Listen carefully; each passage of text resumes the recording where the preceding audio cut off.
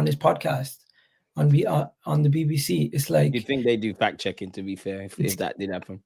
It did. He did not do no fact checking. He went on the BBC and said, "Yeah, Gyökeres only scored 3 goals against the top 8 teams last year in Portugal." I'm like, that's not true. But hey, Gary Neville's getting his facts from some fake account on Twitter. Unfortunately, that's how far some people's reaches. I remember one time I said Rashford's what do you call it? Rashford's what do you call it? Still. I said Rashford's 27 and he's acting like he's 23 as a joke, right? And people got mad because he's actually like 25 at the time. And I'm like, I'm making a joke. He's not actually 27. Yeah, but you know, humor on social media. Social media just become a toxic place, man. If I'm honest. Yeah. Twitter, the worst thing is I put anything I do about Liverpool now is like they have a defense league on social media. We're Arsenal fans. We're our own worst enemy. We cause ourselves problems. Did you see the combined 11 with Invincibles in our team last year? I'm like, what are you guys doing? Somebody made a combined 11 and put 6 Arsenal players from combined 11 with the Invincibles. I'm like, bro, these 6 Arsenal players? Yeah, that's madness. Sorry. I'm like, they're putting Raya, both the center backs, Declan Rice and Saka. I'm like, I get it. You love our players, but let us at least win before you start. I know, man, it's crazy. Anyways, I could talk all day, but the main thing is what's pissed me off the most out of this whole preseason is nobody is level-headed. Everyone is losing their heads over stupidness. I've seen people in the Tottenham fan base saying, oh, now they're going to get top 4 guaranteed because they beat us in a preseason game. I'm seeing Arsenal fans saying they're losing their heads, saying the season's already ended before it started. We lost to Tottenham. Our attack is still the same old. I see people who I genuinely rate and I think are very level-headed and balanced, like James from AFTV, coming out there and saying, yo, it doesn't matter what we do in the transfer window. Arteta's got to fix up. And I'm like, I don't think that's wrong. I second that. I agree with that. I've been saying that for time. There is some positive. There is some criticism and fair analysis happening, but at the same time, there is people going way overboard. And that's Egal, like if you remember, me and you have done a lot of streams, so I wouldn't know the stream to say like which one we were speaking about it as, but I remember me and you were talking about something similar just based on how Arsenal fans are, right? And we sat there and I said that like Arsenal fans, when we win one week, everything's going to be happy. I mean, you can say this on the best of days, but when we win, happy as Larry. When we lose, it's bare negative. I do think everybody's allowed an opinion. I don't have to. You could be the most positive man in this world or the most negative fan in this world. That's your business, because I stand for nuances and talking about stuff. So when I look at this game, I get it. Like I would think you could. I think you're allowed to be upset in it. And what I mean by that is kind of not what you're saying, everyone doing the most on social media. That's not what I'm talking about. I'm saying if you're looking at that game and you can comprehend that, yeah, you know what, cool, we'll give you a blight. It is preseason. It is, if you're going to make mistakes or things are going to happen, do that now. All of that kind of stuff, right? But I don't feel there's anything at this moment in time evident that's been different. And I kind of can forgive Arsenal fans for kind of being annoyed about the same old things. We all know preseason, you're not going to rock up there for 2 weeks and all of the problems are not there, but we're still frustrated about the slow build-up play and all of those kind of things. So that's where I kind of get. Have you seen anything evident different in our Arsenal kind of play since preseason's kicked off? Because I'm struggling. I've seen different presses. I know that, you know, you're not going to have your strongest 11, but I haven't seen anything significant like this. For example, the stuff on the left-hand side still there. The chance creation isn't really there. There's been some games or certain moments where we've done better. Like you said earlier, AC Milan, I think we actually did quite well in the final third. I was impressed with our pressing initially against Spurs, but then everything went down the toilet. Newcastle, I think we was a bit too open on the transition. So there's it's a mixed bag for me. But for you, have you seen anything clearly different or anything that you're like, yeah, Arteta's trying something new there that's evident on the eye for someone that, you know, that ain't training with Arsenal and all that? I don't think you can really expect much from your first preseason game versus a Champions League side. Then you play Newcastle and Tottenham. You're not really going to see too much experimenting, especially when your best players that you just signed in the upcoming window. I mean, this window has not played too much minutes. Gyökeres only played 15 minutes. Zubimendi only really played a lot during the Newcastle game. Madueke is obviously not over there. Madueke hasn't featured. Norgard, mixed feelings from the fan base, but personally, I thought he's been okay. I don't Yeah, I expect agree. him. I don't expect him to No one come. expected fireworks from him, to be fair. Just Yeah, doing your thing. so we're getting what we expect, a steady Eddie. I don't know Exactly. why people think every player has to be a game changer. Our game changers haven't played together. We haven't really seen too much besides the frustrating similar issues that we've had previously. And you know something? The negatives outweigh the positives because I think most people only started paying attention to the Tottenham game, like seriously paying attention and looking at every single minute detail after we conceded. Because before we conceded, we Yeah, were a because lot that's when you better. lost, innit? Because before we conceded, we were a lot better. We were much better at holding on to possession, much better at building up. I know we didn't generate many shots in the final third. That's our execution is still poor, but I'm not gonna go crazy about it. I do think Arteta is kind of holding back, hasn't shown all his cards. He's probably gonna show his cards versus teams that are not the Premier League teams in the upcoming games. In the Emirates Cup, that's where we're going to see majority of the goals. That's where we're going to see majority of the of the surprises and changes and the experiments. The only real experiment I noticed was versus Tottenham. He went long a lot, and he Yeah, had but we've Declan been doing Rice. that though, man. No, but he had Declan Rice overlapping the We've been doing that. winger, and he had him overlapping Martinelli on numerous occasions, and Martinelli was getting bringing it down for Declan Rice rather than Moreno or Havertz doing the job of bringing it down and giving it to one of the wingers. You had Martinelli doing it, and maybe Martinelli is going to be more of an outlet going forward. I don't know, but Saka, I don't people know. are people are people are getting at Saka saying he's off pace. What do you expect? It's preseason. Guys are coming. Guys are trying to get full fitness. The guys had a month off for the first time in over 2 years. So give the guy a break off the back of coming for back from an injury. Also, I'm not necessarily too concerned, but yeah, you know how it is. How, how you felt? Because there's a couple things I want to ask you about. Yeah, the first one I want to ask you about is the left hand side. Now, obviously, Martinelli, we're at where we're at. Again, we can give him a blind preseason. We hope that you change. Obviously, the last few years hasn't been that, right? I think personally, Trossard's been a bit better, but it's still the same old.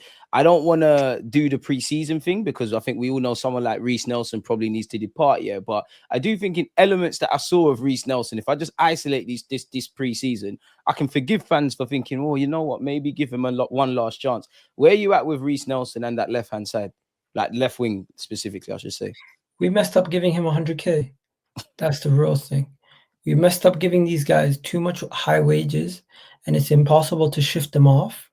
And unless you're winning things and they're contributing, like if we would have won the league the year that he scored that goal versus Bournemouth, we probably would have been able to sell him for like 20 mil. But the fact that the team is not accumulating any major silverware, these lesser fringe players seem less worth going for. And I don't think anyone you can't fault fans for by saying, "Oh, give him another chance," because they see one little glimpse of magic. But those same fans will tell you sell Martinelli for two pennies. Like, Hmm. so I can't take the emotional take serious. What I will say is he needs to go. We need to get something for him, or at least minimum get him off the books and get him on a loan deal with an option or obligation to buy. Not Because obligation or permanent now, okay, man. yeah, Like because enough's enough. Bert's got us. you know something though, we don't sell well because of our wage structure. Our wage structure has been True. giving people who are nowhere near the value too much money. And I think it's because we were in a situation similar to Manchester United are in right now, where we were rebuilding and we were rebuilding with young players. And when you're rebuilding with young players and you give them too much too soon, you can find yourself in a situation where you're quickly realizing that your squad players are getting starter money at other clubs. And that's what happened to us. Well, But we yeah, just assume that someone like Reiss Nelson is either going to improve, nail down a shirt, or be a decent rotation option. In that you've got him on 100K for 5 years, probably didn't happen. And I think he's the not going bottom to be line a is decent rotation option here. exactly that's the bottom line. You're just not good. You're just not good enough. And I think respectfully to Reiss, for you and Arsenal fans, it's best you just go elsewhere in it. Like it's best that you go somewhere. You're going to play for a couple of years. You're going to settle down roots rather than 1 minute you're at Arsenal, then you're going on loan. They don't really know where you stand, type of thing. I think we will change how people view us in terms of the market. I think that might be happening with how Bert has conducted himself against Gyökeres. But that being said, positively, that's been a few months, right? We've been known for a number of years of not being quote unquote good in the market, so that's gonna take time. You know what Reiss needs? Go on. Reiss is Jamaican, right? I'm not gonna lie. 1 minute I see Jamaica, then I see Zimbabwe. I don't know for Reiss Nelson. You know, I honestly don't know. If he's Jamaican, he needs to stay, and we need to bring back Raheem Sterling. Jamaica's in the World Cup, right? No, we ain't qualified for that, brother. Oh, seriously? Nah, we ain't got that. We need to do what Nigeria do and get the British youths, man. Like we ain't got. I would have said get him to the national team. Start scooping up some of these guys. Does he want to play for us, man? Get these guys to put the pride aside. You know how aside. these guys are, Egal, man. They're not gonna take Jamaica seriously and a bit like other countries until it's made clear that you're not playing for England type of thing. Nah, I'm not gonna lie. They need to do what friggin' some of these Arab countries do. They get these guys young, develop them. Nigeria does it the best. They invest in them young, and they also get the families on side because the families are invested into also. I know it's dodgy. Some people say it's dodgy, but bro, if you have a Hakimi playing for Morocco, who's one of the best right backs playing for Morocco, and all these top players playing for Morocco, what's stopping Jamaica from keeping some of their everyone top really? You think about France. You think about the French national team. If they played for their heritage, but hey, like the last 2 times France won the World Cup, you know, it's because of a mix of cultures, man, which was great, really and truly. I want to ask you something, yeah, because me and you kind of went at it last time, in jest. Do you still think we don't need another left back? If one leaves, maybe then we can bring it in. But right now, the situation is very simple. We have 1, Calafiori, 2, Mazzucchelli, 3, Kivior, 4, Zinchenko. We have technically 4 players who can play in that left back position. Is it necessary for us to now, if we lost 2, Kivior and Zinchenko, then maybe go and get another left back? But if 1 out of the 2 stay, there's no real necessary need to go in for another left back. Let's be honest. We played our 5th choice left back more at left wing than we did at left back last year in Kieran Tierney. So, fair play. But then what? It's not a necessary need. But when did he start playing? Like December, right? Obviously, there's 38 Premier League games, full stop. If we hope to do what everyone wants to do, you've got 50, 60 potential games in all comps. As you're right in that Calafiori. Don't forget, we also have Timber too. Yeah, you have that. That's another one. That's exactly why. Just bear with me, right? You got 50, 60 games if push comes to shove, right? Bearing in mind, Miles Lewis-Skelly, great, first choice, love the guy, but loss of form, injuries, suspensions, rotation, all of that jazz is needed. I think Zinchenko actually stays owing to the fact that I actually think Arteta would want a left back. Like if we could have got Hato, maybe we're putting funds elsewhere in it. So I think Zinchenko stays for that. But no one else trusts Zinchenko there. Obviously, Kivior, if worse comes to worse and that's an option, then you're going to have to do it. But we're going to have to play that by ear. No one don't really want to do that. If Calafiori was fit and could stay fit and we could rely on that, I don't think we need a left back. I think we're very close to getting ourselves drawn out. Timber at this moment in time is nursing an injury. Now, if we go back to last season, we can't just assume it's just going to be one injury in a certain sort of place. We had Ben White struggling, Timber struggling, Saliba's had to carry a knock, Gabriel's carried a knock. I'm just simply asking you, I'm not saying it's a priority. We still genuinely don't feel there's scope there. I hope you're right, and it doesn't come to it. But I honestly think if I looked Mikel Arteta in the eye, he obviously we'll get on to Eze, but you want in an ideal world, he probably want another left winger and an Eze kind of versatile kind of guy. Probably even want another centre mid long term. I still reckon he would say I want a left back. I know fans don't want to hear it. I'm not even saying that's my priority, and that's why I think Zinni's staying. But I think not having one. I'm not saying you have to spend bare money. You know, could you get a little Monreal type of guy that? I think that's the area that's keeping me up. Was there for 35, but Chelsea got him. Hato. See, and that's we missed a trick with that, man. I guess you know what, we'll buy him in a couple of years from Chelsea, innit? Really? Yeah, we could if he goes wrong. I don't think we're gonna get another left back. I think you got to realize Mascara can also play right back. Also, I think he can go left back as well. To be fair, so a lot of these guys can fill in multiple positions. We don't necessarily have to worry defensively. I'm more or less saying get me Eze and get me a left winger if we can. Those are if you can get me even Eze alone, I'm happy for the rest of the window. But if you can get me Eze plus another one, boy, that is the best window of all time. Do you think we'll get? Look, that's a good point, yeah. And I've got bare tabs that I want to show you, but before we get into specifics about Eze, Can you see Eze and the left wing, or can you see just Eze? Like, where are you at with that? Do you think it's one and Bro, done? there could be a loan. If we get Eze and we could potentially loan Rodrigo at the end of the window if he's fed up at Real Come Madrid. on, I know loan you're it. laughing. I know there's some you could say it's delusion, you could say it's whatever, I but hope you're right. I want to Real bring you back on my Madrid, stream, and I look the like an Real idiot for Madrid laughing. Rodrigo situation is interesting. He dumps his girlfriend. He changes his shoe deal from Nike to Adidas. Oh my. I got my boy Kiko Suarez telling me every single day, calm down, it's okay. This is part of the process. Real Madrid don't want to sell for cheap, but also it might get to a point where the player has to go because he's not going to have any game time in the first 11 as much as he thinks he's worth. And this is a guy who's worth starting. Liverpool could be after him, but now that they're getting Isak, I don't know if they're going to be after him either. So Rodrigo to Arsenal is still a big possibility. Don't forget, he is been wanted by Arsenal all window. They haven't really Lookman stuff, in my opinion, don't really think is moving the board to go heaven and earth to try to get I Lookman or agree. Rafael Leao or even Anthony Gordon.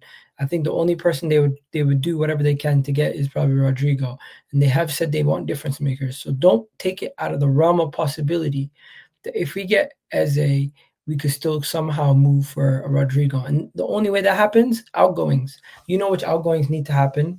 We're talking about Trossard. We're talking about Nelson. We're talking about Jesus. We're talking about. I'm surprised Jesus is even being spoken about now because he seems like he's fit enough to maybe get a team to take a chance on him. It's a World Cup year. He wants to get game time. He's not going to get game time here. Um, what else is there? The midfield, not really any movement there. It's mostly just the attack and like the left backs or left center backs at Arsenal could be on the move. That's pretty much it. We'll get into Kivio, but that's where it's a techie situation. It's like Berta's kind of paying for sins of the previous regimes. In that, I know people don't want to hear this, and I'm not saying to pile onto the players for Reiss Nelson or Zinchenko, for example, but realistically, they're on 100 grand. Nobody can force them to leave. Now, obviously, in reality, if you're not going to play football, these that want to move on and all these things, but nobody put a gun to Arsenal's head to give these lot the contract. They've signed it. I always look at Zinchenko and say, where is his head at? Is it a thing where he might be looking at it as Arsenal had a small squad last season? Maybe Arteta